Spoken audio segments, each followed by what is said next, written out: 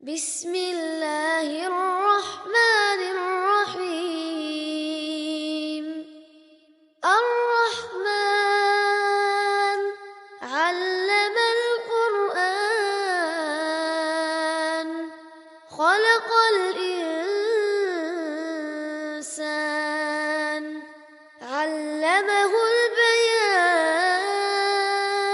عليكم ورحمة الله وبركاته. الحمد لله رب العالمين والعاقبة للمتقين والصلاة والسلام على أشرف المرسلين سيدنا محمد صلى الله عليه وسلم وعلى آله وصحبه أجمعين. أما بعد، أعوذ بالله من الشيطان الرجيم. بسم الله الرحمن الرحيم. والله أنزل من السماء ماء فأحيا به الأرض بعد موتها إن في ذلك لآية لقوم يسمعون. قال رسول الله صلى الله عليه وسلم: كل شيء خلق من ماء، أو كما قال سيدنا حبيبنا صلى الله عليه وسلم: سبحانك لا علم لنا إلا ما علمتنا إنك أنت العليم الحكيم لا حول ولا قوة إلا بالله العلي العظيم. அல்லாஹ்வின் நல்லடியார்களே, அல்லாஹ் ஜல்ல ஷான்ஹு வ தஆலா எண்ணற்ற நிஅமத்துகளை அடியார்களால் நமக்கு வழங்கி இருக்கின்றார். சில சமயங்களில் அந்த நிஅமத்துகளின் பற்றாக்குறையினால் பாதிக்கப்படுகிறோம். உதாரணத்திற்கு, தண்ணீர் அல்லாஹ் வழங்கியிருக்கின்ற நிஅமத்துகளில் ஒன்று. ஆனால் அந்த தண்ணீர் பற்றாக்குறை ஏற்படுகின்ற பொழுது நாம் அடைகின்ற பாதிப்பிற்கு அளவில்லை. இருந்தாலும் சூஃபியாக்களும் ஞானிகளும் அல்லாஹ்வின் திருத்தூதர் ஸல்லல்லாஹு அலைஹி வஸல்லம் வார்த்தைகள் நமக்கு அறிவிக்கும், அல்லாஹ் தன் நிஅமத்துகளை அடியார்களுக்கு பற்றாக்குறையாய் ஏற்படுத்துவதில்லை, மாறாக அடியார்கள் தங்களது செயல்பாடுகளால் பற்றாக்குறை எனும் சூழலை உருவாக்கிக் கொள்கிறார்கள் என்று கூறப்படும். இன்று குறிப்பாக தண்ணீரை எடுத்தால், தண்ணீருடைய வறட்சி ஏற்பட்டுவிடுமோ என்று ஒரு அச்சம் நிலவுகிறது. தென்மேற்கு பருவமழை போதிய அளவில் பெய்யவில்லை என்பதும், அதனால் வழக்கமாக ஜூனின் மையப்பகுதியில் திறக்கப்பட வேண்டிய காவிரி நீர் இவ்வாண்டு திறக்கப்படவில்லை என்பதால் தமிழகத்தின் ஆற்றோர பகுதிகளில் விவசாயம் செய்யக்கூடிய மக்கள் ஒரு பெரிய அச்சத்தில் உள்ளார்கள். மேலும் இதை இன்னும் அச்சத்தை அதிகப்படுத்துகின்ற விதத்தில் காவிரியின் குறுக்கே மேகதாது என்ற இடத்தில் இன்னொரு அணை கட்டுவதற்கு கர்நாடகம் முயற்சிக்கிறது, தமிழகம் அதை தடுத்து நிறுவதற்கு போராடி கொண்டிருக்கிறது என்ற செய்திகள் எல்லாம் அன்றாட நிகழ்வுகளாக நாம் பார்க்க முடியும். மேலும் இந்த சூழலில் உயரமான மலைப்பகுதிகளை கொண்ட நீலகிரி பகுதியில் சில பகுதிகள் கூட வறண்டு போயிருப்பதாக சுற்றுச்சூழல் ஆய்வாளர்கள் குறிப்பிட்டுவிட்டு, இது சமீபத்தில் இதை போன்ற ஒரு வறட்சி காணப்பட்டது இல்லை என்றும், மேலும் இது இந்த உலகம் தண்ணீர் பஞ்சத்தினால் பாதிக்கப்படுவதற்குண்டான வாய்ப்புகள் அதிகம் என்பதை சுட்டி காண்பிப்பதாக, எச்சரிப்பதாக குறிப்பிடுகிறார்கள்.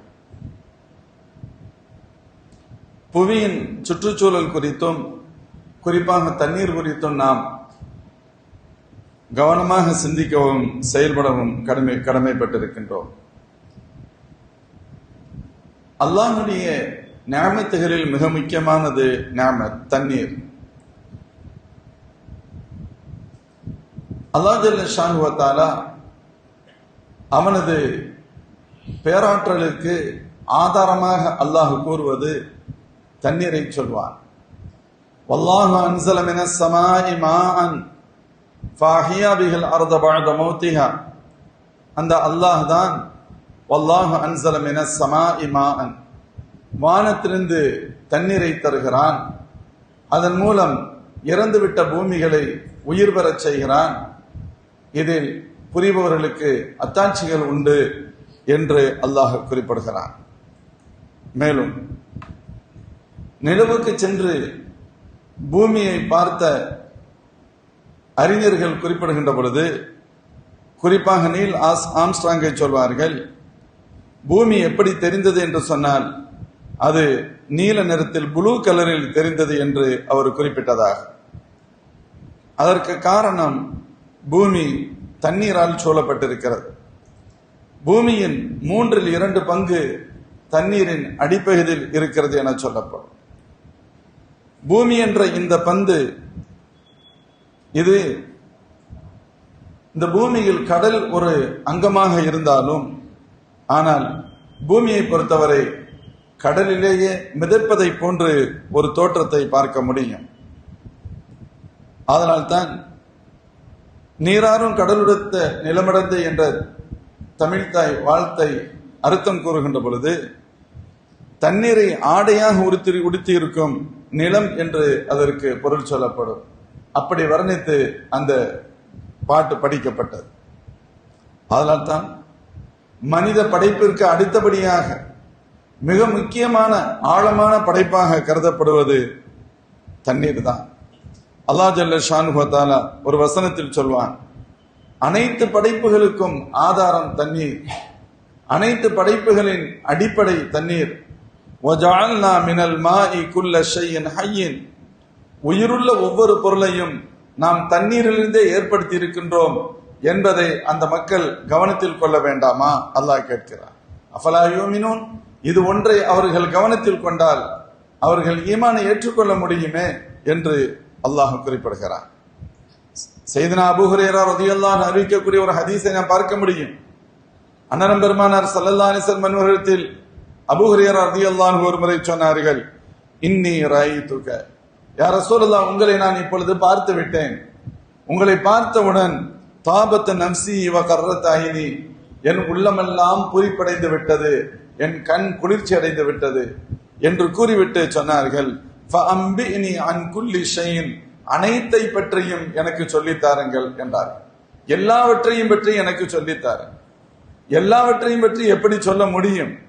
அல்லாஹ்வின் திருத்துதர் ஸல்லல்லாஹு அலைஹி வஸல்லம் அடுத்த வினாடியில் சொன்னார்கள், அபூ ஹுரைரா, குல்லு ஷைஇன் குலிக மின் மாஇன், அனைத்தும் நீ எல்லாவற்றையும் பற்றி கேட்கிறாய், எல்லாமே தண்ணீரால் படைக்கப்பட்டிருக்கிறது என்றார்கள் எம்பெருமானார் ஸல்லல்லாஹு அலைஹி வஸல்லம். ஆனால் தான் நீர் இல்லாமல் தண்ணீரின்றி மனித வாழ்க்கை கற்பனை செய்து பார்க்க முடியாது. நம்முடைய வாழ்வின் அனைத்து தேவைகளுக்கும், அது எதுவாக இருந்தாலும் சரி, அது உலகில் ரீதியான தேவையாக இருந்தாலும் சரி, அல்லது இபாதத்தாக இருந்தாலும் சரி, தொழில்துறையாக இருந்தாலும் சரி, விவசாயமாக இருந்தாலும் சரி, தண்ணீர் இல்லாமல் நம்மால் எதுவுமே செய்ய முடியாது. மேலும் தண்ணீர் என்பது வெறும் ஒரு சாதாரண பொருள் அல்ல. இந்த பூமியுடைய வெப்பத்தை, அதனுடைய தட்ப வெப்பத்தை சீர்படுத்துவதற்கும் தண்ணீர் தான் மிக முக்கியமான ஆதாரம். அது மட்டுமின்றி நம் உடலுடைய வெப்பத்தை, தட்பவெப்ப நிலையை சீர் செய்வதற்கும் கூட தண்ணீரின் பங்களிப்பு தான் மிக அதிகமாகும். அதனால் தான் சொல்லப்படும், ஒரு நடுநிலையான நல்ல ஆரோக்கியம் நிறைந்த ஒரு மனிதனுடைய உடலில் சுமார் 60-70% நீரினால் உண்டானதா. நீர் மிக முக்கியம். அதனாலதான் வயிற்றுப்போக்கு ஒரு தடவைக்கு மேல் 2-3 தடவை ஏற்பட்டு விட்டால் நீர்ச்சத்து குறைந்து விடுகிறது என்பதால் தான் உடனடியாக ட்ரிப்ஸ் ஏற்றப்படுகிறது. நீர்ச்சத்து குறையக்கூடாது என்பதால் ஒரு சராசரி மனிதனுடைய உடலில் 60-70% நீரை கொண்டே உருவாகியிருக்கிறது. இரத்தத்தில் 82% நீர் அடிப்படையாகும். மூளையில் 70% தண்ணீர் தானா. நுரையீரலில் ஏறக்குறைய 90% தண்ணீரை அடிப்படையாக கொண்டது என குறிப்பிடுகிறார்கள். இப்படி மொத்தமாக பூமியினுடைய இயல்பும் அல்லது பூமியில் வாழுகின்ற மனித வாழ்க்கையின் அடிப்படையே தண்ணீராக நாம் பார்க்கின்றோம். இதை தாண்டி பார்த்தால் இதில் நாம் குடிப்பதற்கு பயன்படுத்துகின்ற தண்ணீர் இன்னும் மிக முக்கியமானது. இது பொதுவாகவே, குறிப்பாக நாம் குடிப்பதற்கு பயன்படுத்துகின்ற தண்ணீர் இன்னும் மிக முக்கியமானவை. சொல்லப்படுகிறது ஏறக்குறைய 97% தண்ணீர் கடலில் இருக்கிறது. ஓவரால் 97.5% உப்பு தண்ணீரா, 2.5% மட்டுமே உப்பு தண்ணீர் அல்லாத நாம் பயன்படுத்துவதற்கு, குடிப்பதற்கு போன்ற தேவையை பயன்படுத்துவதற்கு உண்டான ஏற்றமான நீர். இந்த 2.5%-லும் 2% நீர் என்பது பனிப்பாறைகளாக உறைந்து போயிருக்கிறதா, அவைகளை சுட வைத்து தண்ணீராக மாற்ற முடியும். சில பேர் நம்ம வீடியோக்கள்ல பார்க்கலாம், சில சேனல்கள் பார்த்தா தெரியும். அவங்க இருக்கிற இடத்துலயே தண்ணி குடிக்கணும் தேவைப்பட்டா பக்கத்துல ஒரு கல்லு மாதிரி பனிப்பாறை தான் இருக்கும், அதை உடைப்பாங்க, ஒரு பெருசா ஏதாவது வரும், அதுல சட்டியில அடுப்புல போட்டாங்கன்னு சொன்னா அது தண்ணீராக மாறும். அந்த தண்ணீரை குடித்துக் கொள்வார். 2%-ல் 2% நீர் பனிப்பாறையாக உறைந்திருப்பதாகவும், மீதி உள்ள 0.5% மட்டுமே மனிதர்கள் குடிப்பதற்கு தண்ணீராக நாம் பயன்படுத்துகின்றோம் என்று புள்ளி விவரங்கள் குறிப்பிடுகின்றன. இப்படி நாம் புரிந்தால் நாம் குடிக்கின்ற ஒவ்வொரு கிளாஸ் தண்ணீரும் எவ்வளவு மதிப்பு வாய்ந்தவை என்பதை நாம் தெரிந்து கொள்ள முடியும். இந்தியாவிலே சில மாநிலங்கள், குறிப்பாக குஜராத்தை பற்றி சொல்லப்படுகிறது, அங்க இருக்கக்கூடிய சில கிணறுகளில் தண்ணீர் உப்புத்தன்மை அதிகம் இருக்கிறது. எவ்வளவு உப்புத்தன்மை அதிகம் இருக்கிறதா, அது உப்பே அதிலிருந்து தயாரிக்க முடியும், அந்த அளவுக்கு உப்புத்தன்மை அதிகரிக்கிறது.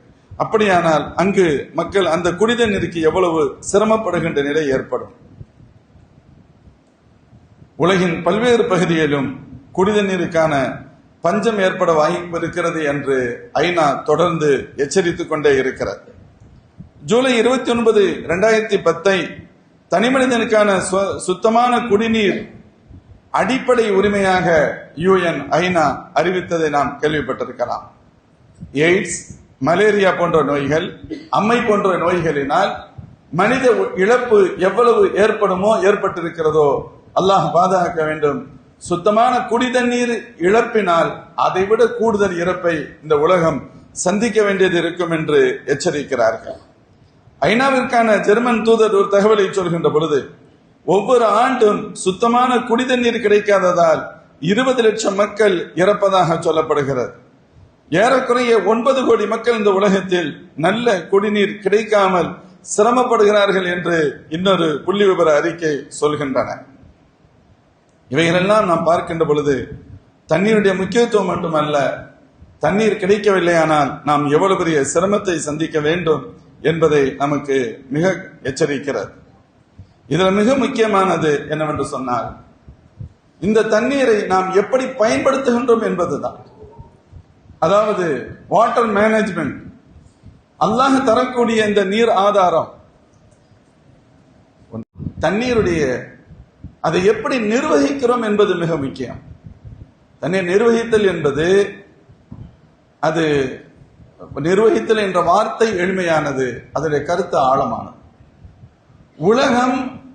உலகத்தில் உண்டான ஆட்சியாளர்கள் தங்களுடைய குடிமக்களுக்கு தண்ணீரை எப்படி பகிர்ந்து தருகிறார்கள் என்பதில் தொடங்கி, நாம் நம்முடைய வீட்டின் கிச்சனிலிருந்து டாய்லெட்டுகள் வரை தண்ணீரை எப்படி பயன்படுத்துகின்றோம் என்பது வரைக்கும் அது தொடர்புடையது.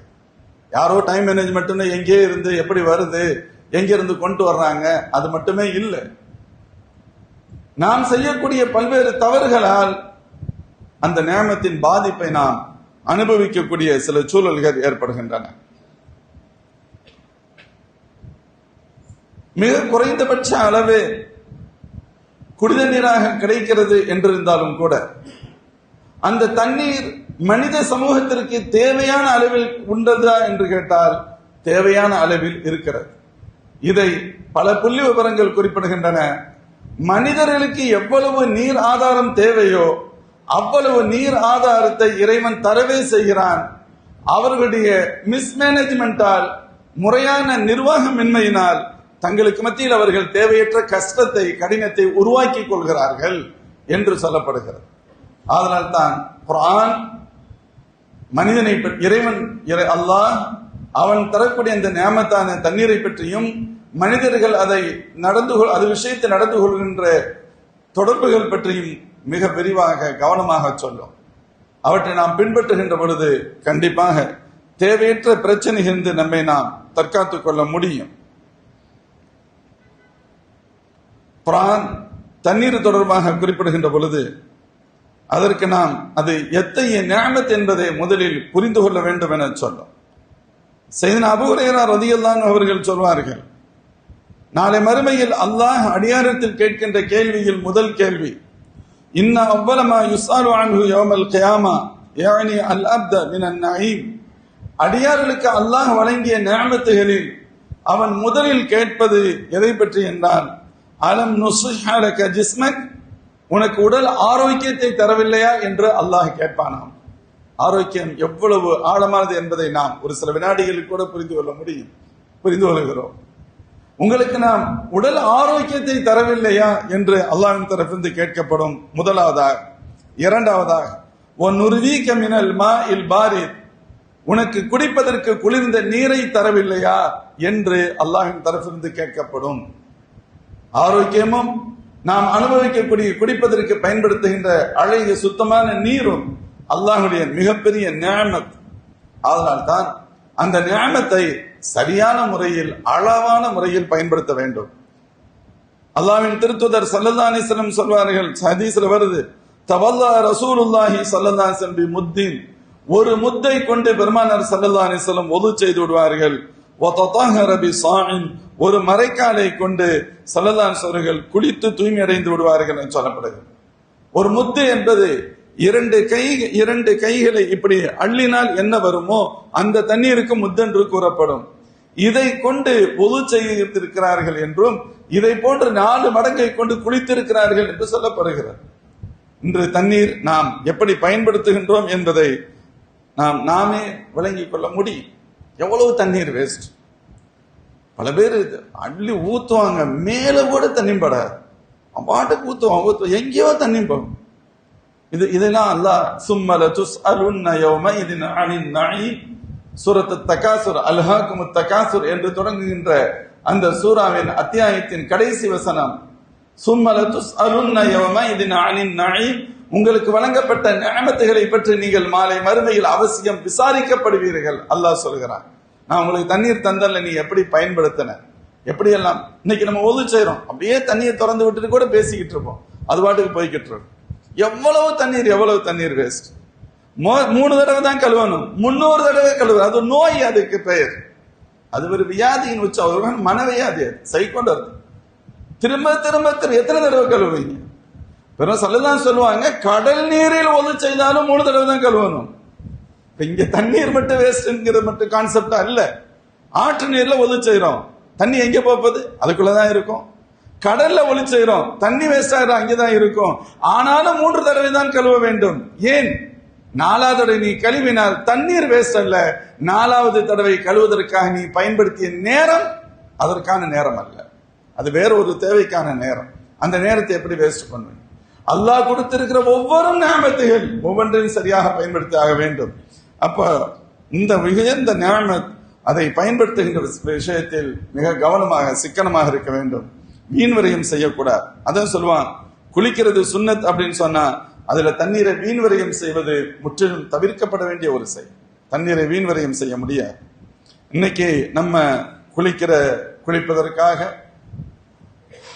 அதே போன்று நம்மை டாய்லெட்டுகள்ல சுத்தப்படுத்திக் கொள்வதற்காக நாம் செலவு செய்யக்கூடிய தண்ணீர்களின் அளவு என்பது ரொம்ப ரொம்ப ரொம்ப ஜாஸ்தி.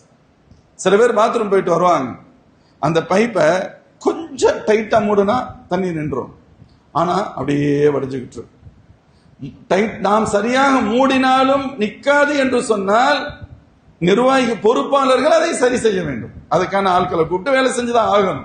அப்படியே ஓட விட்டுட்டு வேடிக்கை பார்க்க முடியாது. லைட்டா கரெக்டா திருப்பணும், கொஞ்சம் கரெக்டா சரி பண்ணிட்டோம் சொன்னா தண்ணி நின்றும். எனக்கு அதை பத்தி எல்லாம் கவலை இல்லை, நான் திருகும் போது நின்றணும், அவ்வளவுதான்.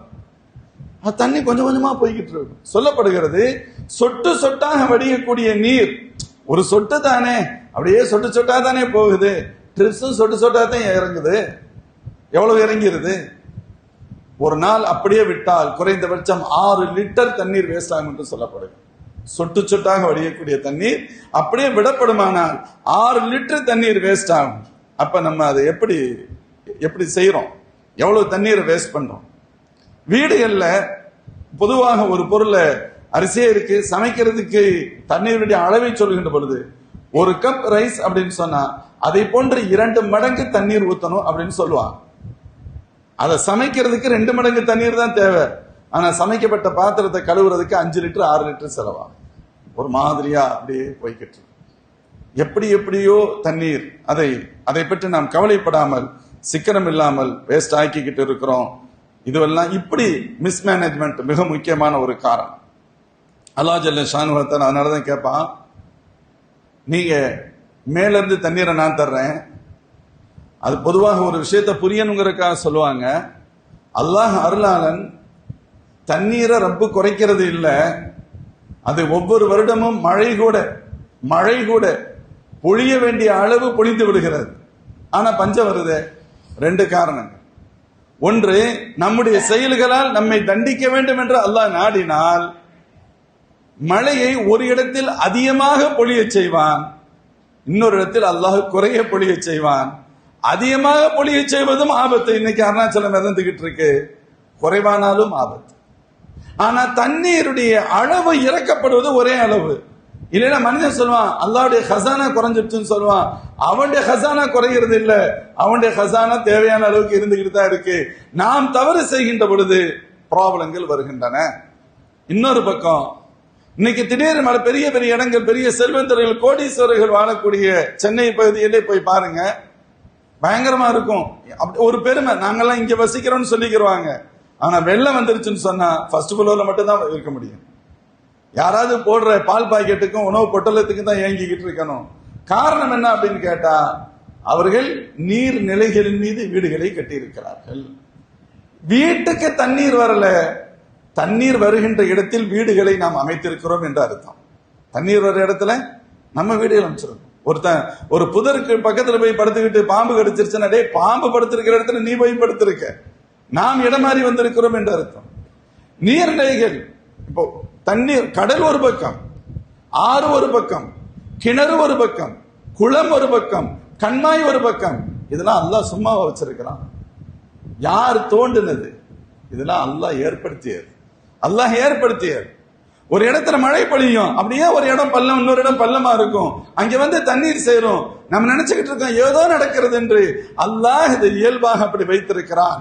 இங்கு பொழியப்படுகின்ற நீர் அதே இடத்துல நின்றுச்சுன்னா எல்லாத்துக்கும் கஷ்டம். நீர் நிற்பதற்கென்று அல்லாஹ் ஒரு இடத்தை வச்சிருக்கிறான். அந்த இடத்திற்கு வந்து அந்த நீர் ஒன்று சேருகிறது. அங்கு அந்த தண்ணீர் தேங்கி இருக்கும். மக்களுக்கு தேவைப்படுகின்ற பொழுது அங்கிருந்து எடுத்துக்கொள்வார்கள். இப்படி நடைபெற வேண்டிய பல்வேறு விஷயங்களை நாம் தண்ணீர் வருகின்ற இடத்தை தடுப்பது அல்லது தண்ணீரை கொடுக்க மறுப்பது, இவைகள் அனைத்தும் தவறுகளில் ஒன்று.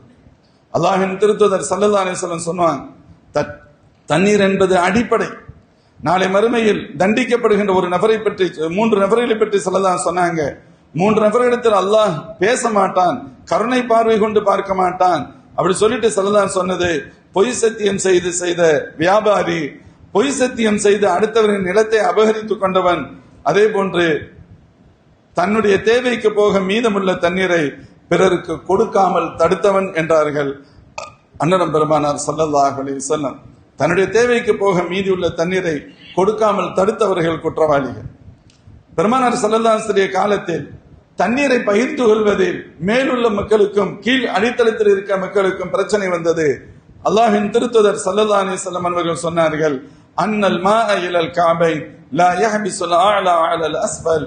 தண்ணீர் என்பது அதிகபட்சம் கரண்டை மொழி வரை தடுத்து வைத்துக் கொள்ள முடியும். அந்த ஹைட்டை விட உங்க இடத்துல கூடிருச்சுன்னு சொன்னா அதை தடுக்க கூடாது, கீழே உள்ளவர்களுக்கு விட்டுவிட வேண்டும் என்றார்.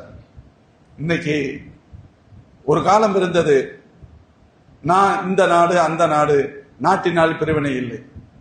மனிதர்கள் செல்வதற்கு விசா தேவையில்லை, பாஸ்போர்ட் தேவையில்லை. மனிதன் மனுஷனா இருந்தா அது வரைக்கும் எங்க வேண்டாலும் போய்கிட்டு வந்திருந்தோம். மனித உருவத்தில் மிருகங்களாக மாறிவிட்டதால் எல்லாமே பிரச்சனைகள். நாடுகளாக பிரிந்தோம், மாநிலங்களாக பிரிந்தோம். ஒரு நாடு இன்னொரு நாட்டுக்கு தண்ணீர் கொடுக்க மறுக்கிறான். ஒரே நாடு ஒரு மாநிலம் இன்னொரு மாநிலத்துக்கு தண்ணீர் கொடுக்க மறுக்கிறார். ஒரு மாவட்டம் இன்னொரு மாவட்டத்திற்கு கூட இது என் மாவட்ட மக்களுக்கு, அதனால இந்த தண்ணீரை அந்த அடுத்த டிஸ்ட்ரிக்ட் கொடுக்க முடியாது. இப்படியெல்லாம் நாம் சுருக்கி கொண்டதால், நம்முடைய இந்த தவறான நிர்வாகத்தால், நம்முடைய தவறான இந்த அணுகுமுறைகளால் பல்வேறு பஞ்சங்களும் பிரச்சனைகளும் ஏற்படும். அதான் சொல்றாங்க, மிகப்பெரிய பாதிப்பின் மிக முக்கிய காரணியாக இருப்பது மிஸ்மேனேஜ்மெண்ட், நிர்வாக சீர்கேடும், நிர்வாக மின்மையும், அதை முறையாக நிர்வகிக்க தெரியாத அறியாமையும், இவைகள் எல்லாம் பிரச்சனைகளை தரும். இது அல்லாமல் இதுவும் தான் நிர்வாகமின்மை என்பது நாம் உபயோகிக்கிற தண்ணீர் நம்ம எப்படி யூஸ் பண்ணணும் அப்படிங்கிற நாலேஜ் தெரியலைன்றாலும் பிரச்சனை தான். இதுல நமக்கு மட்டுமல்ல, பெண்களுக்கும் நாம் இதை சொல்லிக் கொடுத்தாக வேண்டும். ஏன்னா பெரிய அளவுல தண்ணீரோடு தொடர்புடையவர்கள் அவர்கள், அவங்க தான் தண்ணீரை அதிகமா யூஸ் பண்ண வேண்டிய இடத்துல இருக்கிறாங்க. ஆனா தண்ணீருடைய முக்கியத்துவம் அவர்களுக்கு தெரியும். தண்ணீர் எவ்வளவு அவசியங்கிறது நம்மளை விட கூடுதலா தெரியும். எடுத்ததுக்கெல்லாம் தண்ணீர் வேணும், தண்ணீர் இல்ல அப்படின்னு சொன்னா அவ்வளவுதான், அவ்வளவு கஷ்டம். கொஞ்சம் கஷ்டம் வந்துருச்சு அப்படின்னு சொன்னா எங்கெங்கெல்லாம் போய் தண்ணீர் எடுத்துட்டு வர வேண்டிய தேவை இருக்கிறது. எடுத்துதான் ஆகணும், கொடுத்துதான் ஆகணும், வேற வழியே இல்லை. தண்ணீர் இல்லாமல் எந்த வேலையும் நடக்காது. தண்ணீர் இல்லைன்னா லீவு போடுகின்ற அளவிற்கு உண்டான சூழல்கள் ஏற்படும். ஆனாலும் அந்த தண்ணீரை பயன்படுத்துகின்ற விதத்தில் பெரிய அளவில் குறைகள், பிரச்சனைகள் ஏற்படும். ஒரு காலம் இருந்தது, தண்ணீருடைய தேவையை பூர்த்தி செய்வது பெண்கள் தான் கஷ்டப்பட்டிருக்காங்க அதிகமா. எல்லாரும் கஷ்டப்படுவோம். இங்க இப்ப பெண்கள் ஒரு காலம் பொதுவாக கிராமப்புறங்கள்லாம் பார்த்தா தஹஜ்ஜுத் நேரத்துல எழுந்திருத்து கிட்டத்தட்ட 1/2 கிலோமீட்டர் 1 கிலோமீட்டர் சென்று தண்ணி எடுத்துட்டு வந்து வீட்டுக்கு வருவாங்க. குடி தண்ணீர் பெண்கள் விடுகிறதுக்குள்ள, சுபுக்குள்ள, வெளிச்சம் வர்றதுக்கு முன்னால சில சமயத்துல ஒரு தடவை, சில சமயத்துல 2 டைம்ஸ் போயிட்டு வந்துருவாங்க, தண்ணீர் எடுத்துட்டு வருவாங்க. தண்ணீருக்கு அவ்வளவு கஷ்டம். இவ்வளவு சிரமப்பட்ட பெண்கள் தான். ஆனால் இப்ப சுவிட்ச் போடுறோம், தண்ணீர் மேல ஏறிடுது, பைப்பை திருகி விடுறோம், தண்ணீர் கீழே வந்துடுது. எவ்வளவு ஏறுதுங்கிறத பத்தியும் கவலை இல்லை, எவ்வளவு இறங்குறத பத்தியும் கவலை இல்லை, கரண்ட் பில்லை பத்தி கவலை இல்லை, தண்ணீரை பத்தி கவலை இல்லை. என்னைக்காவது ஒரு நாளைக்கு பவர் கட் அப்படின்னு சொன்னா அன்னைக்கு அதுவே நம்மளால சமாளிக்க முடியாது. இருக்கிற எல்லாத்தையும் தண்ணீரை பிடிச்சு கிடிச்சு வச்சு அப்பதான் தெரியும் தண்ணீருடைய முக்கியத்துவம். அப்ப எப்படி பண்றோமோ அப்படி பண்ணா எல்லா காலமும் கரெக்டா இருக்கும். சையதுனா உமர் கத்தாப் ரலியல்லாஹு அன்ஹு இடத்துல ஒரு மனுஷரை பாக்குறாங்க, ஒரு சிறு வயசுக்காக ஒரு மாதிரியா நடந்தார். உமர் நாயகம் சொன்னாங்க, ஒழுங்கா நடன்னு சொன்னாங்க, பணிவா போன்னு சொன்னாங்க. அவர் சொன்னாரு, எனக்கு இப்படித்தான் பழக்கமாயிருச்சுன்றார். எனக்கு இப்படித்தான். சில பேர் அப்படி சொல்லுவாங்கல்ல, ரொம்ப புத்திசாலித்தனமா பேசும். உமர் பக்கத்து சொன்னாங்க, அந்த பெரம்பு எடுண்டாங்க, அதை எடுண்டாங்க. எடுத்த உடனே ஆள் ஒரு மாதிரியா அடங்கி போன, இப்படி போ அப்படின்னு சொன்னாங்க. என்ன பழகி போயிருச்சு, என்ன பழக்கம். இப்ப நமக்கு நம்ம ஃப்ரீயா இருக்கிற நேரத்துல தாராளமா கொட்டிடுறோம். ஆனா ஸல்லல்லாஹு சொல்லுவாங்க ஹதீஸ்ல, மஆல மனிக் தஸத், நடுநிலையோடு வாழ்பவர்கள் ஒருபோதும் ஏழையாக மாட்டார்கள். இது காசு பணத்துக்கு மட்டும் இல்ல. நம்ம பலதரம் இந்த ஹதீஸ் சொல்றோம், கேட்டிருப்போம். நடுநிலையான வாழ்க்கை, கோடிகள் இருந்தாலும் சரி அமைதியான வாழ்க்கை, கஷ்டத்துல இருந்தாலும் சரி கஷ்டத்தை வெளிப்படுத்தாத கண்ணியமான வாழ்க்கை, இதுதான் மனித வாழ்க்கையின் உயர்ந்த நிலை. எவ்வளவு வசதி வாய்ப்புகள் வரட்டும், ஆடம்பரமா செலவு பண்ணிடாதீங்க, மாட்டிக்கிடுவீங்க அப்படின்னு சொல்லாங்க ஸல்லல்லாஹு. நடுநிலையான வாழ்க்கை ஏழ்மையை தராது என்று சொன்னார். தண்ணீரையும் நடுநிலையான முறையில் பூர்த்தி செய்தால் தண்ணீர் பஞ்சம் ஏற்படாது என்று அர்த்தம். ஹதீஸுடைய டைரக்ட் மீனிங் அப்படித்தான் கொடுக்க வேண்டும். அல்லாஹ் ஜல்ல ஷானுஹு வ தஆலா அப்படித்தான் வைத்திருக்கிறான். எனவே நாம் இது போன்ற தவறுகளை தவிர்க்க வேண்டும். நாமும் செய்யக்கூடாது. நம்முடைய பெண்கள், வீட்டு பெண்கள், குழந்தைகள் எல்லாருக்கும் அந்த தர்பியத்தை கொடுக்கணும். அதே போன்று அவைகளை தண்ணீர் அல்லாஹ் நம்மள்ட்ட கொடுத்திருக்கிறான். ஒரு வீட்டுல தண்ணீர் தாராளமா இருக்கு, இன்னொரு வீட்டுல இல்ல, கஞ்சத்தனை செய்யக்கூடாது. கொஞ்சம் தண்ணீர் விஷயத்துல தாராளமா நடக்கணும். தண்ணீர் விஷயத்தில் தாராளமாக நடப்பவர்களுக்கு அல்லாஹ்விடத்தில் நாளை மறுமையில் மிக உயர்ந்த அந்தஸ்து கிடைக்குமா. அல்லாஹ் ஜல்ல ஷானுஹு வ தஆலா மிக உயர்வான அந்தஸ்தை தருவான். ஒரு ஹதீஸ்ல வருது, ஸல்லல்லாஹு சொல்றாங்க, ஒரு பசித்த மோமினுடைய பசியை போக்கினால் அல்லாஹ் சொர்க்க கனிகளை கொண்டு நாளை மறுமையில் அவர் பசியை நீக்குவான். தாகித்த ஒரு மோமினுக்கு தாகத்தை நீக்கினால் ரஹீகுல் மக்தூம் எனும் உயர்தரமான பானத்தை கொடுத்து அல்லாஹ் நாளை மறுமையில் அவருடைய தாகம் தீர்ப்பான்.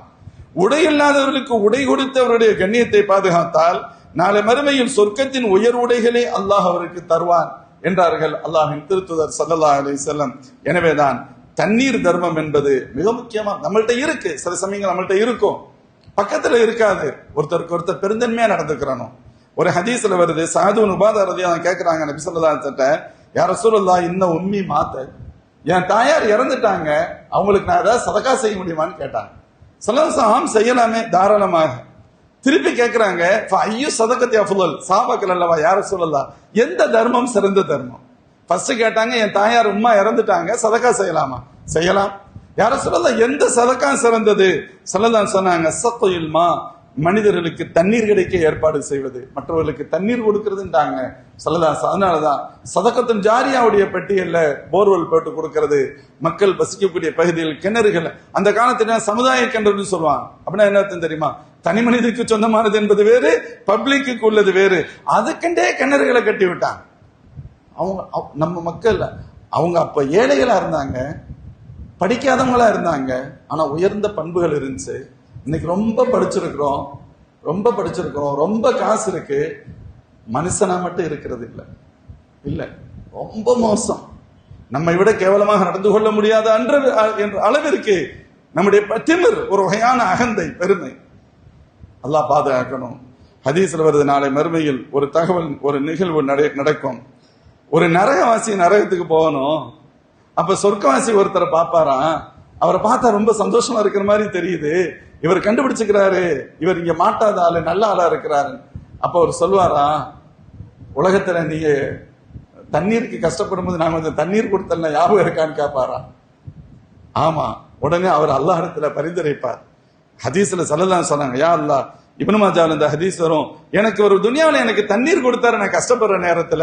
அப்படின்னா என்ன அர்த்தம்? அவருடைய பாவத்தை மன்னிச்சுட்டு அல்லாஹ் சொர்க்கத்துக்கு அனுப்பண்டு அவருடைய பரிந்துரையை அல்லாஹ் ஏற்றுக்கொள்வான் என சொல்லப்படுது. முஃமின்களே, நிறைய ஹதீஸ்கள் இது தகவல்களை பார்க்க முடியும், நேரம் குறைவு. நாம் தண்ணீருடைய பஞ்சத்தை நோக்கி உலகம் நடைபெற்று கொண்டிருக்கிறது. உலகம்தான் யாரும் அல்ல, நாம் தான் உலகம்.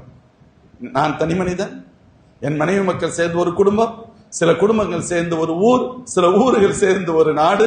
வேற என்ன இருக்கு துனியாவில்? உலகம் தான், வேற என்ன? எங்கேயோ இருந்து ஏதாவது வரப்போகுதா? ஒன்னும் வரப்போறது இல்லை. எனவே அல்லாஹ் தந்திருக்கக்கூடிய நியாமத்துகளில் மிக முக்கியமான நியாமத் தண்ணீர்.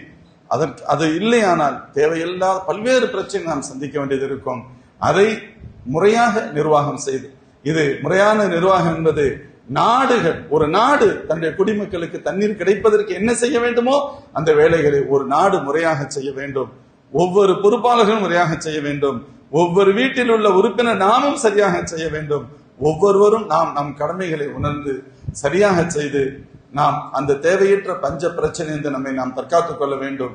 மேலும் நெருக்கடியான கட்டங்களில் பிறருக்கு உதவுவதன் வழியாக அல்லாஹின் அருளை பெற முயற்சிக்க வேண்டும்.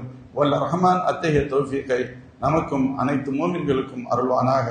வாஹிர் தஅவானா அல்ஹம்துலில்லாஹி ரப்பில் ஆலமீன். அஸ்ஸலாமு அலைக்கும் வரஹ்மத்துல்லாஹி வபரகாத்துஹு. ஸதகல்லாஹுல் அஸீம்.